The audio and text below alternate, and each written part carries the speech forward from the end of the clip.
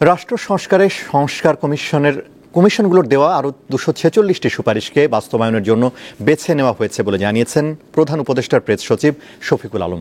বৃহস্পতিবার রাজধানীর তেজগাঁওয়ে উপদেষ্টা পরিষদের বৈঠকে মন্ত্রিপরিষদ বিভাগ থেকে এই তথ্য জানানো হয়। বৈঠক শেষে সংবাদ সম্মেলনে এ তথ্য তুলে ধরেন প্রেস সচিব। রাষ্ট্রের বিভিন্ন খাতে সংস্কারের লক্ষ্যে মোট 11টি সংস্কার কমিশন গঠন করে অন্তর্বর্তী সরকার। রাষ্ট্র সংস্কারে সংস্কার কমিশনগুলোর দেয়া আরও 246টি সুপারিশকে বাস্তবায়নের জন্য বেছে নিয়েছে সরকার। বৃহস্পতিবার উপদেষ্টা পরিষদের বৈঠকে এই সিদ্ধান্ত গৃহীত হয়। 246টা আশু করণীয় রিফর্ম আরও এসছে, এগুলো বাস্তবায়নাধীন, এটা জানানো হয় ক্যাবিনেটকে।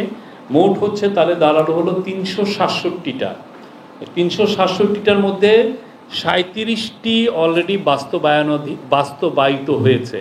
রাজধানীর ফরেন সার্ভিস একাডেমির এই ব্রিফিংয়ে প্রেস সচিব আরও জানান, ব্যক্তিগত গোপনীয়তা নষ্ট করতে স্বৈরাচার সরকারের আড়ি পাতার যন্ত্র আর পুলিশের জন্য মারণাস্ত্র ক্রয়ের উদ্দেশ্য ও প্রক্রিয়া অনুসন্ধানে তদন্ত কমিটি গঠন করেছে অন্তর্বর্তীকালীন সরকার।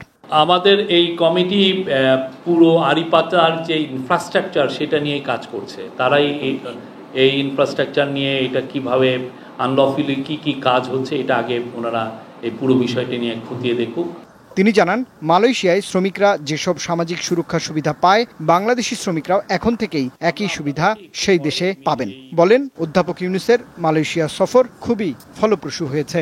মালয়েশিয়ান যে ওয়ার্কাররা যে বেনিফিটগুলো পান, সোশ্যাল বেনিফিট বা যেই সোশ্যাল প্রোটেকশন পান, ঠিক সেই ধরনের বেনিফিট তারা এখন থেকে এনজয় করবেন।